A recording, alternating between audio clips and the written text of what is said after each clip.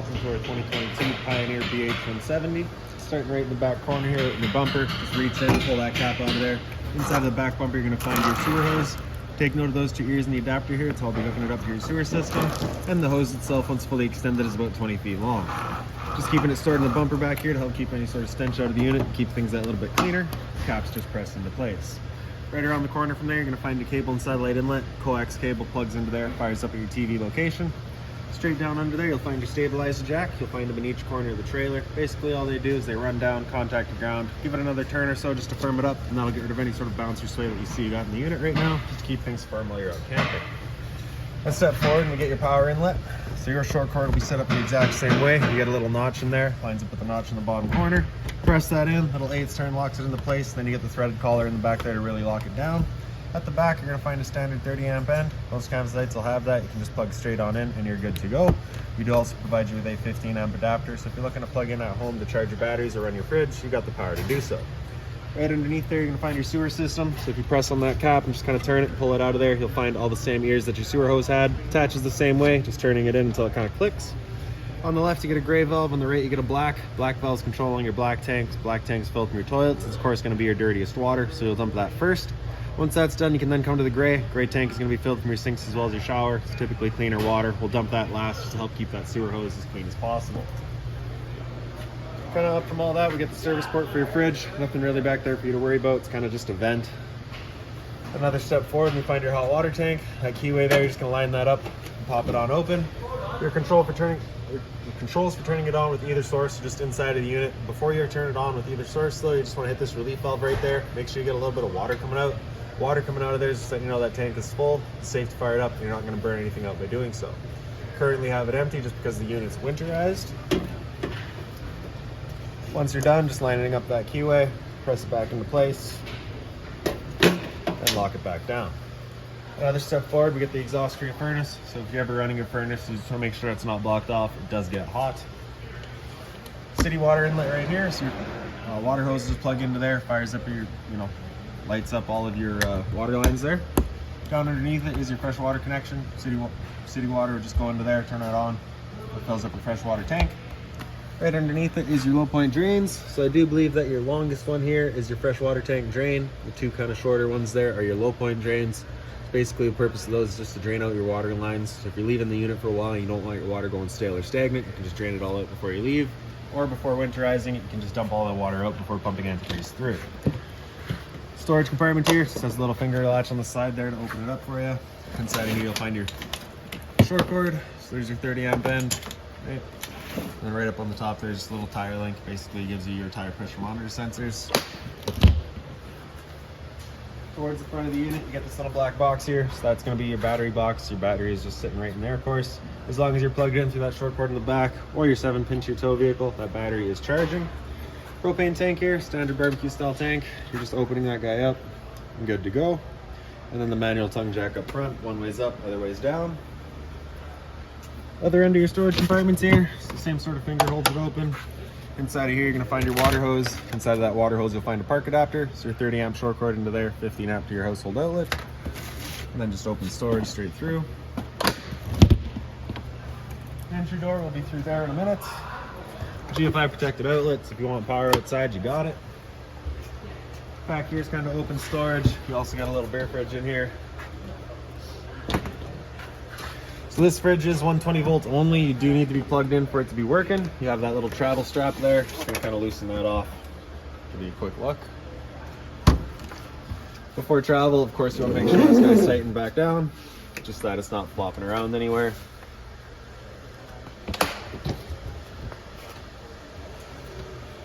And in the back of the unit, you can see you get your spare tire. Straight up from there, you're going to find a pre-wired mount for a rear view or observation camera.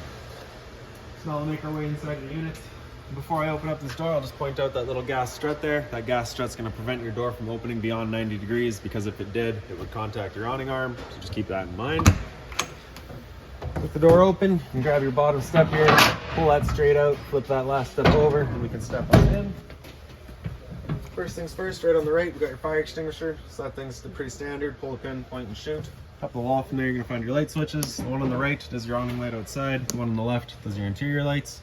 Awning itself is on this switch here, so press and hold extend and that awning will make its way out. Once that awning's fully extended, we're going to see a little black flap as well as the black of the metal tube. Once you see that, you're going to stop. If you were to continue extending, it can actually wind itself up backwards, in which case your fabric will be underneath the tube, allowing it to then hold water, accelerating the growth of mold and mildew.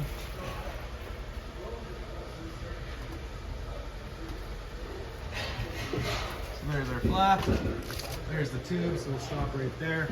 Now if it were to start raining, it's of course going to hold some water anyways. What you can do is grab either arm, front or rear, you just pull straight down on it. Then you can see that changes the pitch of the awning out at the head, allowing water to then run off. Now if you like that angle better because it does give you more shade, you can do the same thing with the arm up front.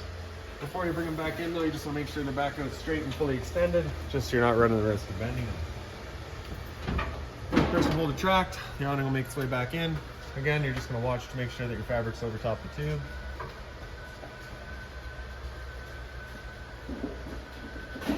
Another thing to keep in mind with your awning is once you get up to about 15-20 kilometers an hour of wind, it does catch all that wind. So again, you just want to bring it back in so you're not running the risk of bending your arms.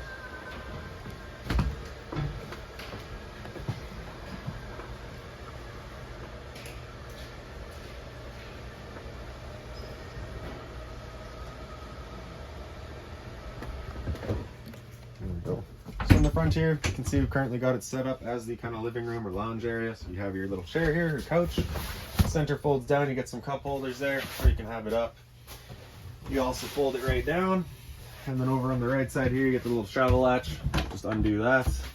Bring this down. Mattress comes with it. And there's your bed. Straight up top, you do get a little light there, just on its own center switch. Once you're done, flipping it back up. And locking it back into place. Pick up the base of the couch, kind of give that back some encouragement. She comes back up. We'll just point this out just because it is likely to happen again at some point. But these guys do just kind of slide together. One fits inside the other. And then they have these little holes here. They'd be kind of like your little locks. Just going to line that up to the top, let it slide into place. Same thing on the other side. And then just kind of stretch this guy out, and there you have it. On the right side, here's a little bit of closet space. And this window over here is also your emergency exit. So you're pulling this red tab to get rid of the screen. Take this handle here, throw it outside, hop on out. Blinds throughout the unit are all these little slow rise styles, so they just kind of sit wherever you leave them. Kind of down the wall from there, you're going to find your LP detector. Propane's heavier than air, it sits on the floor. That guy detects it and starts going off just like a smoke detector would. Up from that guy, you'll find your smoke detector. There we go. And also right up on the wall here, you've got a cable and satellite outlet, as well as a power outlet. So if you're hanging a TV, I believe it goes right here. Into the kitchen, you get your microwave right up top here. Pretty standard, just like home. Your stove right down below it. So basically we're just gonna grab a lighter, turn it over to high, start with the back one. And as it clears all the air out of the propane lines, you can see we just get that flame going here.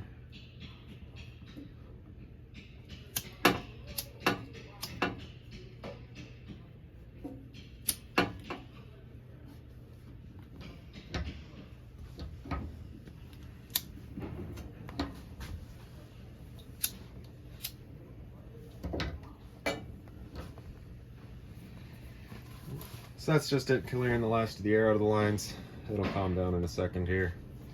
So just while we're waiting on that though, I will point out straight up, we do have your roof vent. So you're just gonna open that up, turn that fan on. Just remember you're using that stove just that we're getting rid of any sort of fumes. And then of course you can just use it for venting as well. All right. So you see it's kind of settled down there now. Turn it all off. A little bit of storage down below it. Down here you're also going to find your furnace. So once we fire that up, you'll be able to see kind of in the bottom left corner, you'll actually be able to see the flame once it lights up.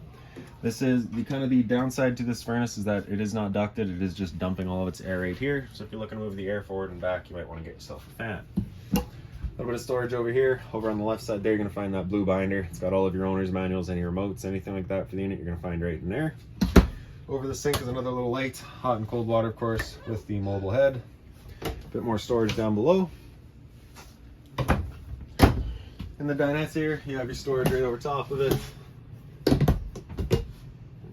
And as signified by the red handle, this is also an emergency exit. You just open the window wide open, take the screen with it, hop on out. Another light up here. And the dinette, of course, is currently set up as a dinette. You can also take the table and just kind of wiggle it up out of its legs. The legs will then just lay down and store them. Table will sit onto these two ledges. You'll take your two back cushions, fill in the center to create the bed. Thermostat right up here is the control for your furnace. So with that slider all the way over to the left, that's it turned off. As we move it to the right, you'll hear it click.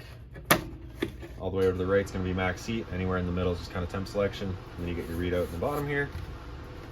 So now that that furnace is going, we'll wait a minute. You should be able to see that guy fire up in the bottom left corner.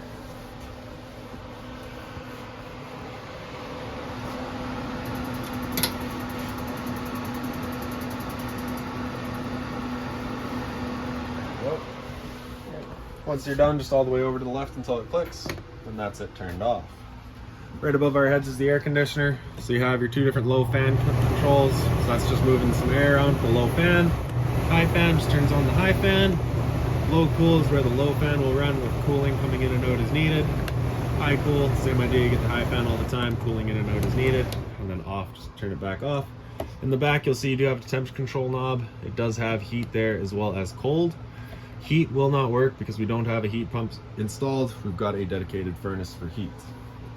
Bunk space in the back here. Lights are just right up on the wall. They do have a little USB outlet on them as well. Same thing down low.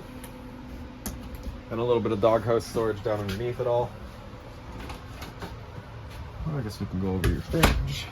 So the handles there, just open them up. All your controls are right in the top here. On the left side is your power button. With that button in at flush, that's it turned on. The button on the right there coming out is going to be running on gas. Gas is, of course, if you're out dry camping and you just want it running on gas. If you're plugged in, you're going to want to run that on auto. That way it'll run off of your 120 volt power. Until that's taken away, then it'll automatically flip over to gas. Turn it off with the power button there. Set the freezer up top and your fridge down below.